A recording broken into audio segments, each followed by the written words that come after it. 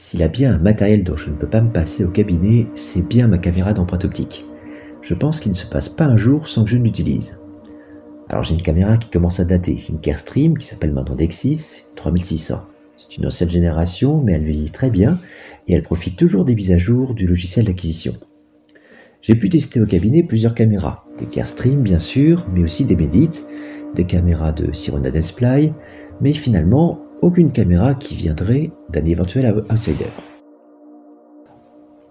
En baladant dans les allées de l'ADF, j'ai pu tomber sur la démonstration de la caméra vendue par WAM, la Kevin Peter SmileScan, et ils ont accepté de me la prêter pendant une semaine pour que je puisse voir ce qu'elle a dans le ventre.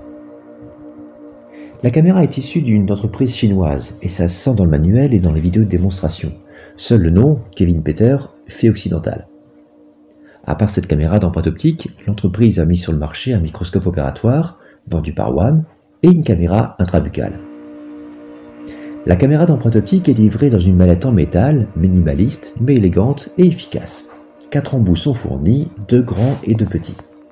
J'ai l'habitude de travailler avec des embouts larges, c'est donc avec ceci que je vais tester cette caméra.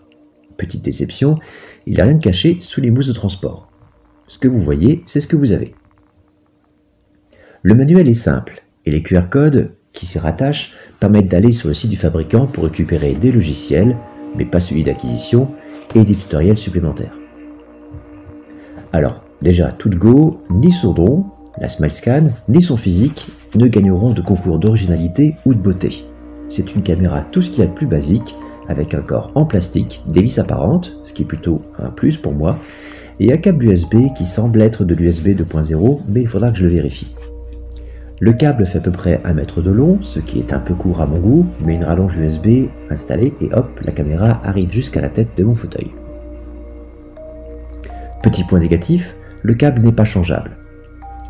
La partie antérieure qui accueille les embouts et à l'arrière qui présente une aération pour le ventilateur sont en plastique gris. Je pense qu'ils vieilliront pas trop mal. Le ventilateur est très discret, bien plus discret que le ventilateur des Medit.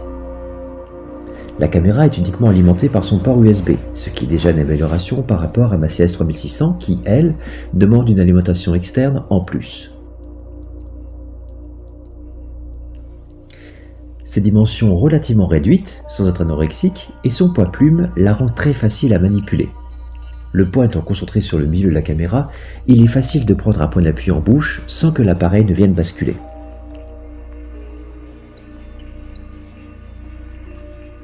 Elle présente 3 boutons, 2 sont proches de l'embout, qui ont la même fonction, et un est à la base, sur le dos, qui permet d'allumer ou d'éteindre la caméra. Ces boutons sont facilement accessibles si vous avez l'habitude de prendre la caméra à pleine main, comme une pièce à main. J'ai plus l'habitude de la prendre comme un stylo, proche de l'embout, de façon à ce que le poids de l'appareil repose sur le dos de ma main et que je puisse prendre un appui en bouche. Cette habitude m'empêche d'accéder facilement au bouton, mais c'est pas pour autant impossible non plus. Une fois l'appareil branché, en explorant ce que nous donne son port USB, on remarque que la caméra est en réalité une Allied-Star, marque que je ne connaissais pas jusque-là. Après une recherche extrêmement brève sur Google, il s'avère que cette marque fabrique d'autres caméras, dont des sans fil. La Kevin Peter SmileScan est donc l'équivalent d'une Allied-Star AS100. C'est même marqué dans la description de l'appareil dans son profil USB. Je pense pas qu'ils cherchent à le cacher, sinon ils auraient chargé le titre dans les drivers, et ce n'est pas spécialement dérangeant. Après tout, d'autres grandes marques européennes font de même, comme Straumann, avec sa caméra qui n'est autre qu'une Allied-Star AS200E rebadgée.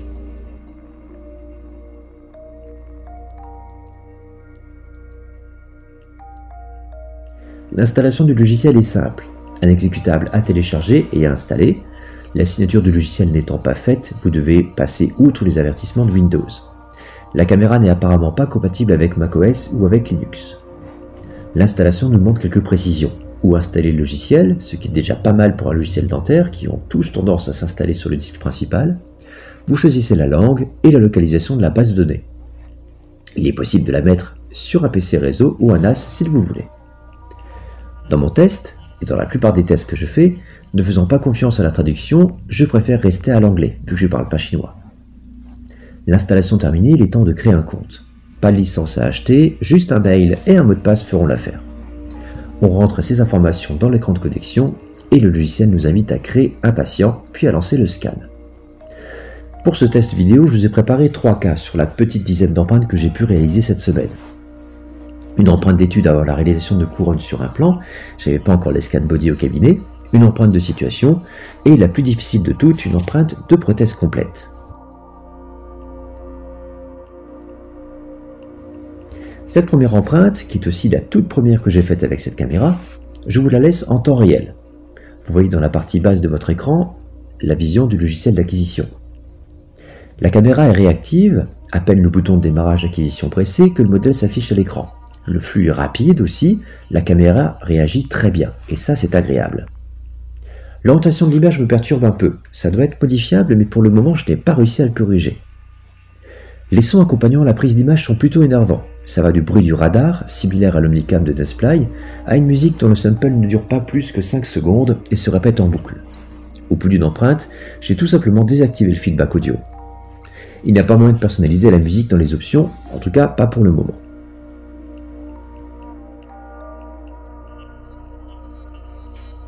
Les icônes sont relativement parlantes une fois qu'on a compris de quoi il s'agit. Il y aurait sûrement un travail à faire pour rendre l'interface plus lisible, mais ce n'est pas bloquant pour l'utilisateur, même débutant.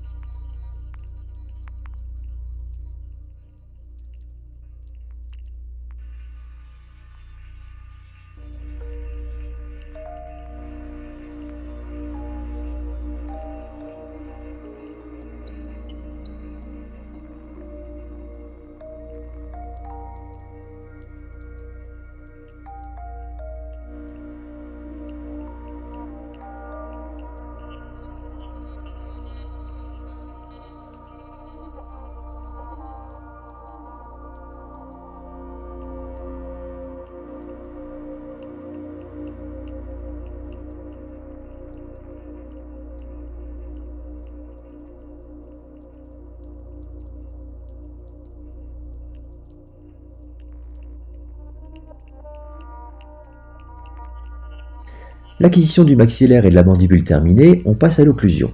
Là aussi j'étais surpris, en une prise de vue, l'occlusion me semblait correcte.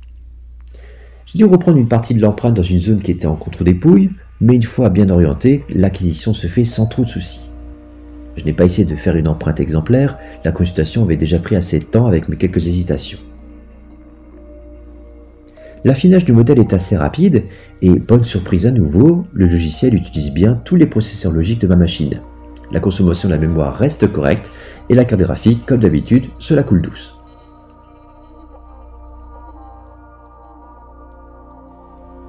Pour le deuxième cas, je vous accélérerai la vidéo. Même constat, l'acquisition est rapide et fluide, pas de souci à faire remonter. De nos jours, la vitesse d'acquisition importe finalement assez peu. Vous avez beau avoir une caméra plus rapide, le facteur limitant, c'est bien souvent le praticien de par sa technique ou le patient de par sa coopération.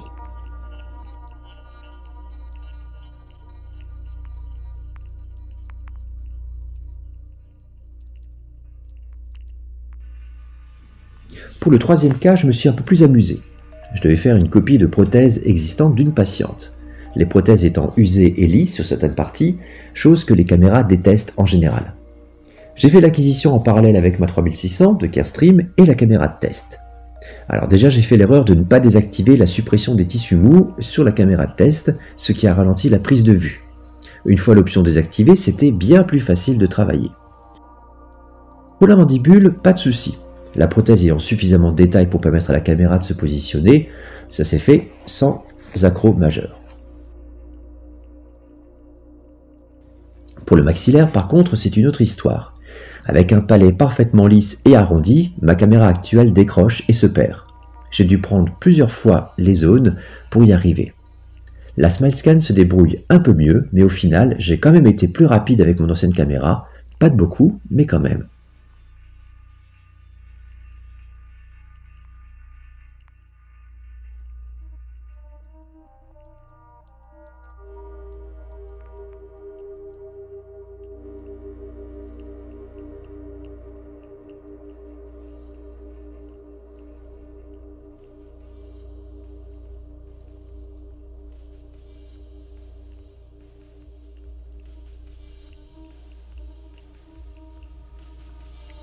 Les différentes acquisitions réalisées, repassons au logiciel. Pour le moment, il ressemble beaucoup au logiciel de Medit, avec des modules supplémentaires gratuits à télécharger à la demande. Dans mon cas, ce qui m'intéresse, c'est l'exportation. 3 formats sont proposés, du STL, assez classique, du Play, encore mieux, c'est mon format favori, et du .obj qui n'a, d'après moi, aucun intérêt. L'exportation se fait facilement dans un dossier de votre choix. En ouvrant ces fichiers avec un éditeur de texte, on verra comment ils sont structurés. Le .obj est le plus simple et le moins optimisé, et n'a à nouveau pas vraiment d'intérêt inventaire. Le STL est encodé en format binaire, ce qui lui permet d'avoir une taille plus petite que son homologue ASCII. Le Play aussi est encodé en binaire et on peut voir que les couleurs sont encodées dans les vertex, ce qui évite de se trimballer avec une texture dans un fichier JPEG à côté qui sera ensuite étiré sur le maillage. En jetant un œil au fichier du logiciel, une chose saute aux yeux. Malgré mon faible nombre d'empreintes, une petite dizaine, la taille du répertoire est déjà énorme. Alors certes, une empreinte non raffinée peut faire plusieurs centaines de mégaoctets, mais là, nous avons quand même un autre problème de taille. Les fichiers sont dupliqués plusieurs fois. Vous avez les empreintes exportées automatiquement en Play, STL et Obj, avec en plus des STL à destination d'Exocad et encore une autre version qui se balade dans un dossier perdu. Et ceci pour toutes les empreintes réalisées. Sur ce point-là, il y a un gros effort à faire en optimisation. Alors certes, de nos jours, le stockage n'est pas vraiment cher, mais c'est pas une raison pour le gaspiller. Il est temps de comparer justement ces maillages. Comme pour mes précédents tests, je vais ouvrir les maillages avec mon logiciel fétiche Blender. Nous allons explorer les détails et les comparer à une empreinte prise avec ma CS3600. Alors d'entrée de jeu, le maillage est plutôt régulier, sans nœuds et sans incohérence. Les surfaces me paraissent bien orientées et je n'ai pas relevé de problème de manipulation lorsque j'ai dû le faire avec mon logiciel. Les tailles peuvent paraître parfois un peu floues sur certaines prises de vue, mais il n'est pas exclu que ça vienne de ma manipulation un peu rapide de la caméra par moment. Il reste quand même une courbe d'apprentissage propre à chaque matériel, et ce n'est pas parce que j'ai 10 ans d'expérience en empreinte numérique que je saurais manipuler toutes les caméras en un clin d'œil.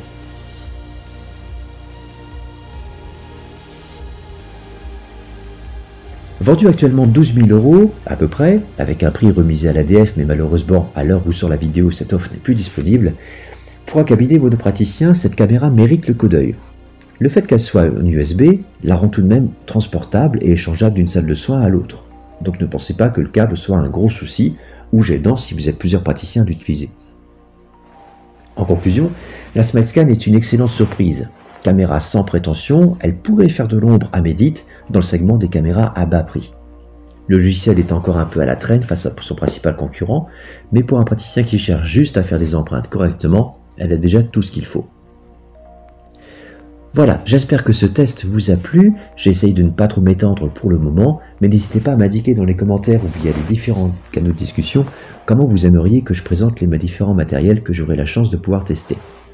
Prochainement, ça devrait pas trop tarder, je devrais mettre la main sur une caméra qui est à l'autre bout de l'offre tarifière, la PrimeScan 2, qui a apparemment gagné plusieurs prix d'innovation. Et ça, justement, j'attends de voir.